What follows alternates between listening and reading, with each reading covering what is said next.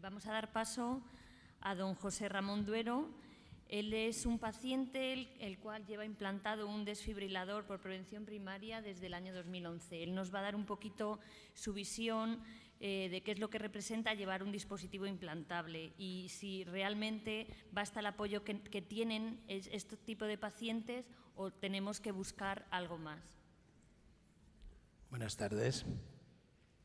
Yo como paciente lo que he hecho es una brevísima crónica de lo que han sido un poquito mis sentimientos y sensaciones en estos 13 años que llevo enfermo. El 3 de agosto del 99 sufro un infarto, el cual me lleva 9 días en la unidad de cuidados intensivos y un mes hospitalizado en cardiología.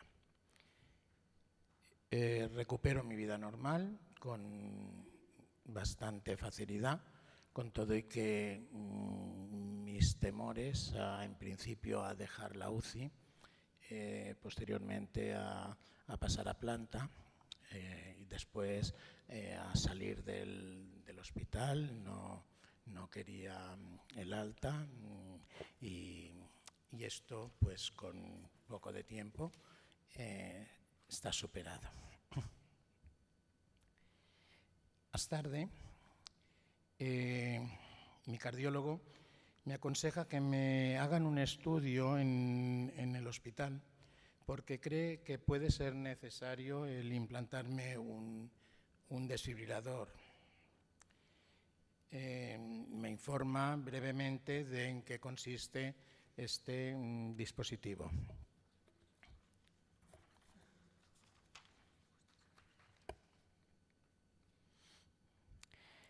A pesar de esta información, como es natural, corro al buscador y empiezo a mirar, a buscar y recibo demasiada información.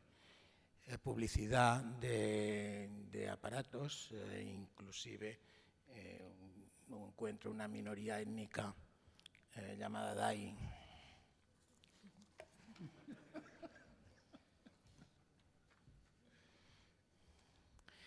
Nuevamente acudo al cardiólogo del hospital y después de varias pruebas y de optimizar mi medicación, piensa que no es necesario implantarme DAI, decide que no es necesario. Yo, por supuesto, estoy muy contento y sabía que era una intervención que no era precisamente complicada, pero el hecho de no tener que llevarlo, pues me satisface. Pasan un par de años, 3 quizá. A pesar de que yo sigo encontrándome, como siempre, el doctor dice que sería conveniente implantarme uno.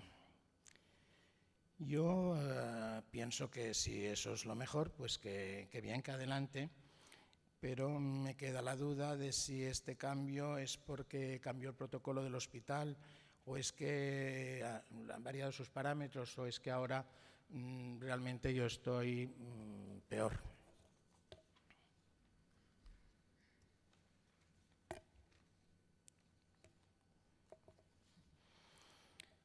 El 3 de noviembre del 11 llega el momento de implantarme el DAI. Todo según lo programado, todo según lo previsto, todo va bien y recupero mi actividad con absoluta normalidad. Mi día a día no es, mi trabajo no es sedentario, es un trabajo estresante. Soy profesor en un colegio de jesuitas y además trabajo también en una escuela de música, pertenezco a una coral.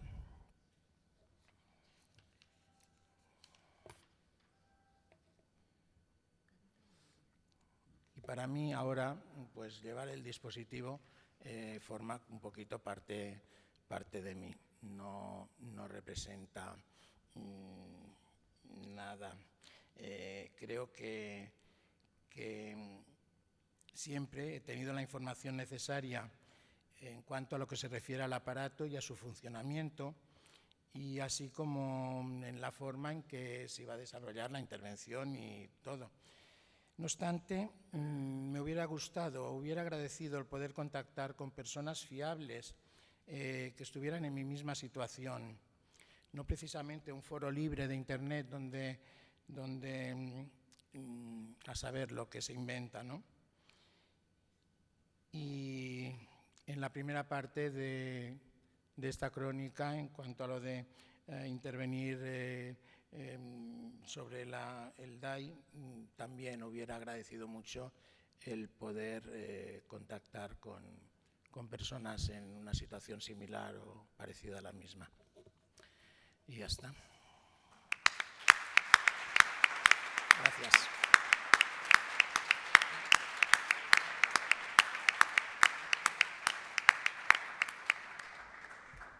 Muchas gracias, José Ramón. Vamos a dar paso al turno de preguntas. Si alguien quiere hacer alguna pregunta tanto a Sandra como a Ramón, pues... Yo, mientras tanto, la verdad es que quisiera hacer 3 comentarios porque sobre la presentación del señor Duero me han llamado la atención 3 cosas que me han parecido muy interesantes. La primera, el temor cuando deja la unidad coronaria y cuando deja el hospital. O sea, creo que un paciente cuando está enfermo de verdad y sale de un sitio donde está muy controlado, ese primer temor, que probablemente nosotros no nos damos cuenta, los damos de alta, me ha llamado mucho la atención. El segundo, el problema que tenemos con Internet. El problema que tenemos con Internet a mí O sea, yo creo que esto no es información. O sea, la gente cree que es información y nosotros también miramos otras cosas y llegamos a nuestras conclusiones. Entonces, Internet sin filtro y sin una base previa puede llevar a más problemas y me ha llamado la atención. Y otra cosa, que esta además es una autorreflexión para nosotros, o sea, de repente a un señor, él ha contado una primera cosa y luego otra en una diapositiva. La primera es que un médico le dice que hay que ponerse un DAI y otro le dice que no. Esa ya es una primera contradicción que probablemente requeriría mucha explicación. Probablemente se la dieron, etc. Y la segunda, que la ha puesto, y es que de golpe el mismo que le ha dicho que no le dice que sí, y él ha hecho una pregunta para mí tremenda en una diapositiva. ¿Es que ha cambiado el protocolo o he cambiado yo? Y esto es una cosa pues, que a mí me lleva a la reflexión de, bueno, pues de que probablemente aprendemos escuchando otras cosas que ahora iba a decir en la oficina, en la consulta médica, no la expresan así. Y luego, pues a lo mejor en un debate aquí o en una charla cuando tienes amigos enfermos, te explican estas cosas. O sea, que me ha parecido muy interesante en este sentido. No sé, tú a lo mejor podrías tener algún comentario sobre lo de la Internet y sobre lo que ha comentado él de la... Sí, bueno, estoy totalmente de acuerdo sobre lo de la cantidad de información que se encuentra en la red. Yo siempre digo que la cantidad no es calidad y la cantidad es desinformación. Por eso también una de las bases del foro como de las asociaciones de pacientes es trabajar con esta información de calidad para y por el paciente, es decir, que esté adaptada también para el paciente, porque sí que se puede encontrar, si sabes hacer búsquedas, muchas cosas a nivel científicas, a nivel estudios, que sí que tienen una base y un conocimiento, pero no está adaptado para los pacientes. Y es una de las grandes preguntas que muchas veces nos vienen haciendo los pacientes, preguntan muchas veces, ¿y esto es correcto? He leído esto, casos concretos que no tienen nada que ver con los suyos y es muy peligroso, totalmente conforme. Una pregunta muy concreta al señor Duero. ¿El libro del DAI, que lo ha mostrado aquí, le ha servido de algo, de nada, le ha ayudado? Porque esto es una línea estratégica de nuestra sección, lo fue al principio, es algo que ya comenté ayer, que creo que fue una idea excelente de la gente que inició la sección y queremos ponerlo al día. Y quisiera saber si él le ha sido útil o inútil o solo lo ha utilizado para la diapositiva de hoy. El librito sí, me ha sido de gran utilidad, pero sobre todo me ha gustado. Me gusta el estilo, que sea el propio DAI el que te hable, ¿no? El que te dice que va a formar parte de ti, que va a estar contigo y que, bueno, hemos de convivir los dos. Esto, ¿no? Interesante. Y otro hecho que bueno, que en principio me molestó, pero luego dices, bueno, pues incluso pasas por un VIP a veces, ¿no? Al entrar en una joyería determinada que tiene el reducto ese en la puerta, y dices, bueno, pues tener el carné de como que llevas un dispositivo y entras por otro sitio, o el que no pases por el arco de seguridad a la hora de coger un avión. Bueno, yo vivo contento con el aparato y el librito retornando a... claro que me ha sido de utilidad y sobre todo me ha gustado.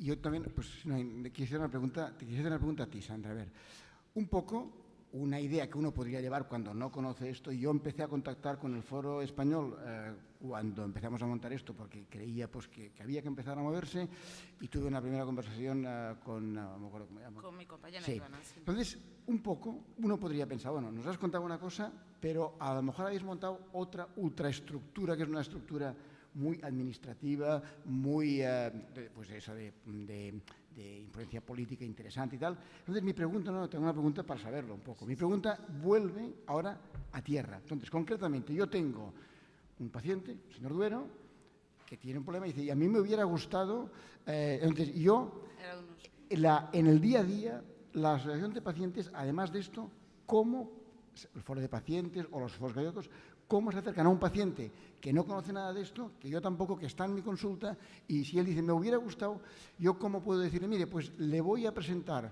a unos señores normales y corrientes, no al que lo dirige, que le van a ayudar a entender esto? ¿Cómo lo manejáis? ¿O es así?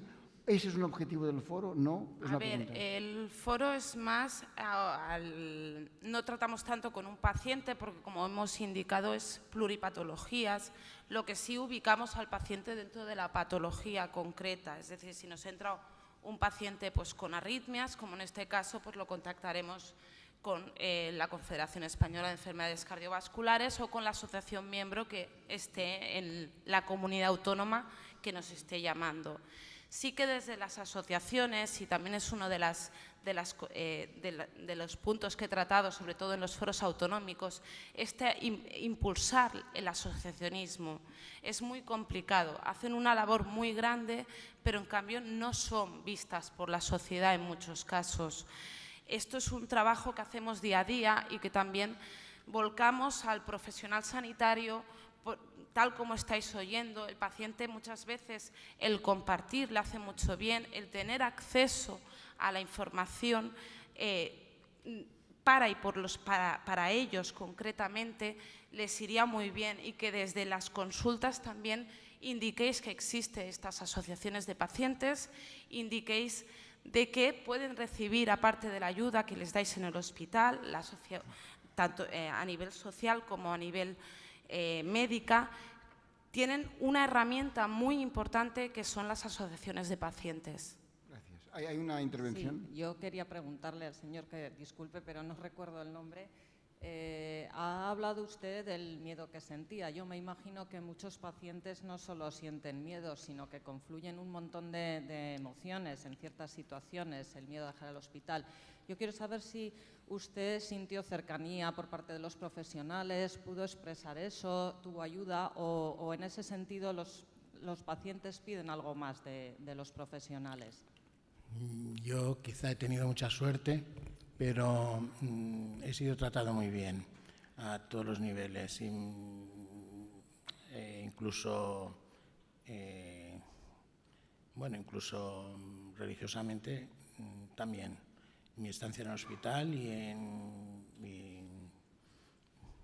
quizá he tenido suerte, pero la verdad es que como profesionales impecables desde médicos y hasta todo el personal del hospital.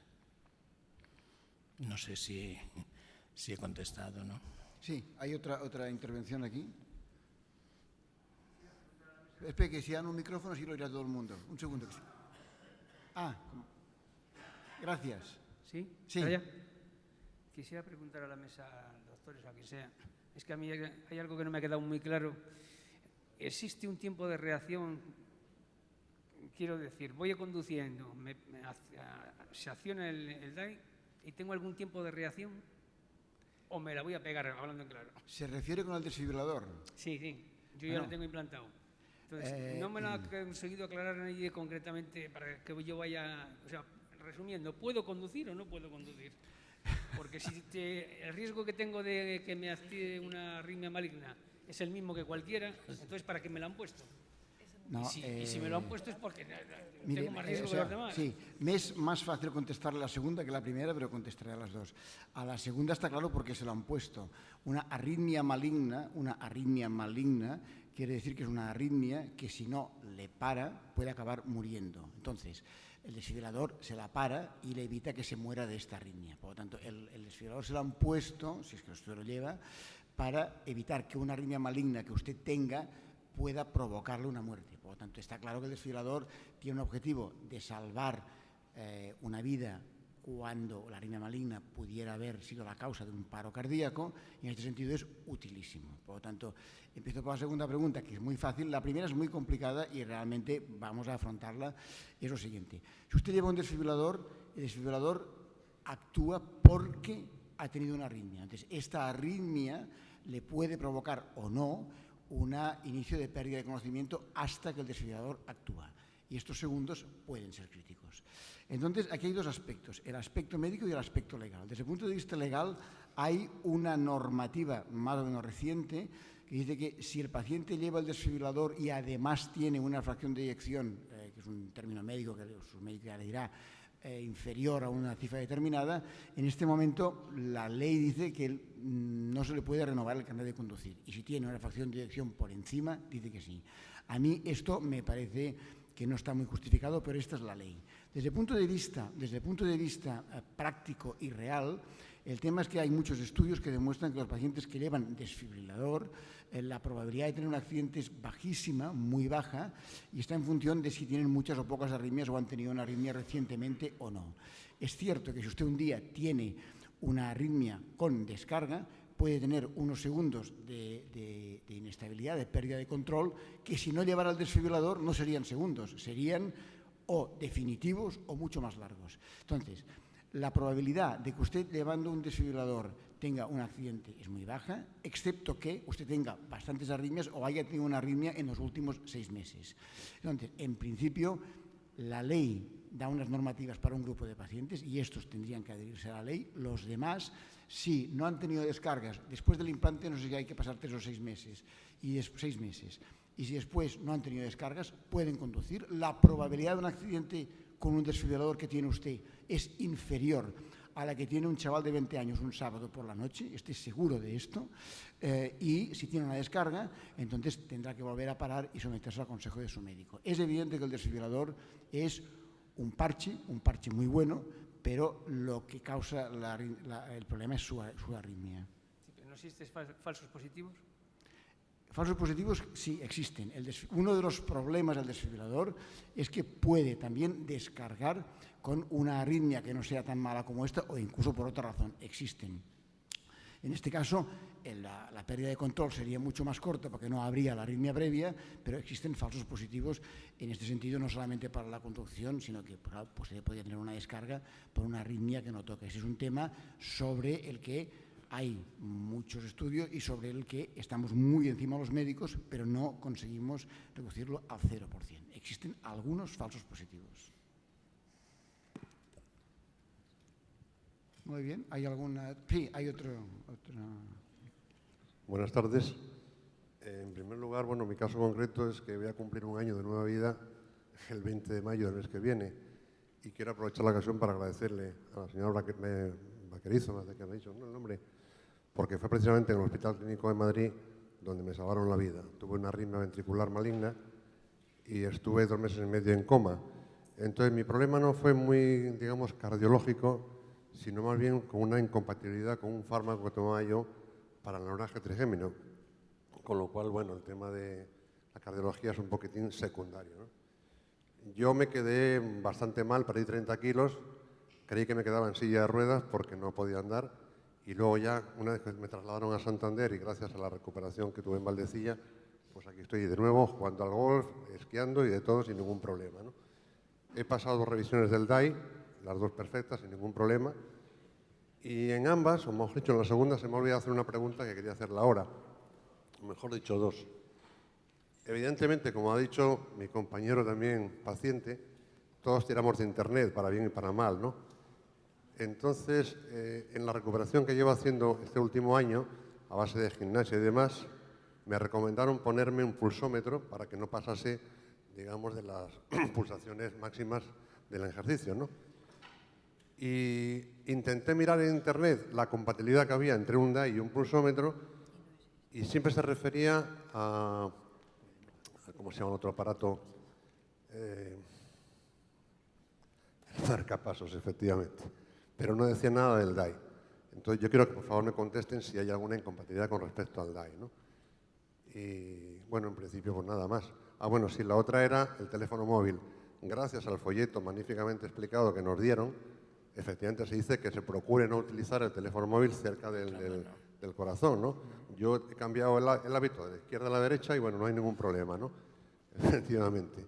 Y bueno, nada más que eso, que me aclaren un poquito lo del pulsómetro. Pues normalmente, si es un pulsómetro, lo puede utilizar sin ningún tipo de problema. Cuando operamos a un paciente se le suele dar el libro de información, ahí ya viene algo de interacciones, de qué es lo que puede usar y no puede usar con el aparatito que le hemos puesto, y luego las enfermeras también, pues en las consultas, pues nos venís preguntando, oye, que tengo una balanza de esas electromagnéticas en casa, ¿la puedo utilizar? Y entonces, bueno, os vamos haciendo un poquito de discriminación. En un principio, todo lo que sean campos electromagnéticos que interfieran con el funcionamiento del DAI no se pueden usar, al igual que no se os pueden hacer resonancias magnéticas, no podéis pasar por centrales de altas tensiones, un poquito todo lo que se interfiera con señales electromagnéticas. El resto, pues bueno, podéis calentar un vaso de leche en el microondas, que muchas veces nos preguntáis si podéis usar. Entonces, bueno, que sepáis que la enfermera está en las consultas de seguimiento de dispositivos, que tenéis los teléfonos de estas consultas y podéis llamar en cualquier momento y se responderán vuestras dudas. Muy bien, y yo creo que hemos cumplido el tiempo. Yo creo que ha sido muy interesante, además, que hubiera habido participación. Quiero agradecer, pues, primero a los ponentes. Es que estamos Ahora si no, bueno, ahora te contestamos. Sí. La pregunta aquí. La última pregunta, última. Sí. Tenía el micro ya. Hola.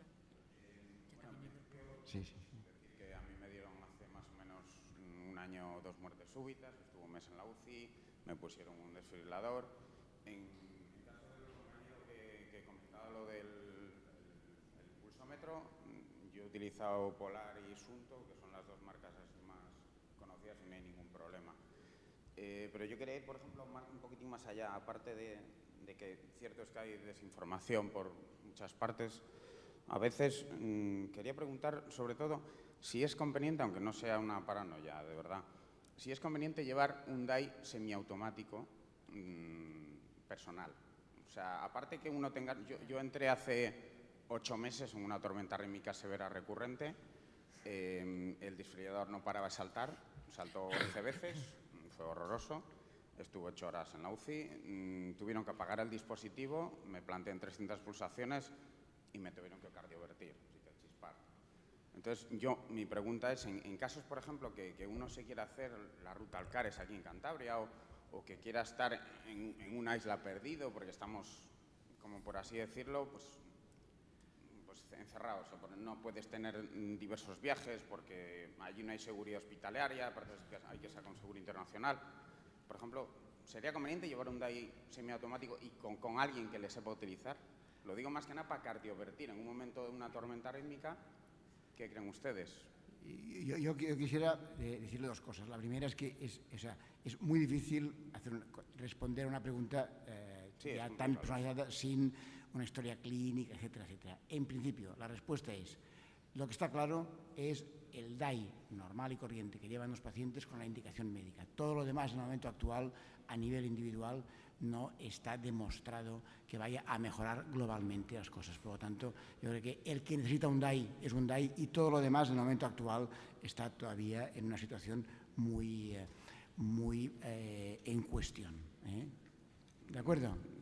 Muchísimas gracias. Bueno, pues yo creo que quiero agradecer que haya venido tanta gente, la participación. Quiero agradecer de verdad a los ponentes que además han venido de fuera y creo que esto ha sido útil para nosotros seguro, para mí seguro, espero que para la audiencia también y que, bueno, pues sea el inicio de una manera de colaborar.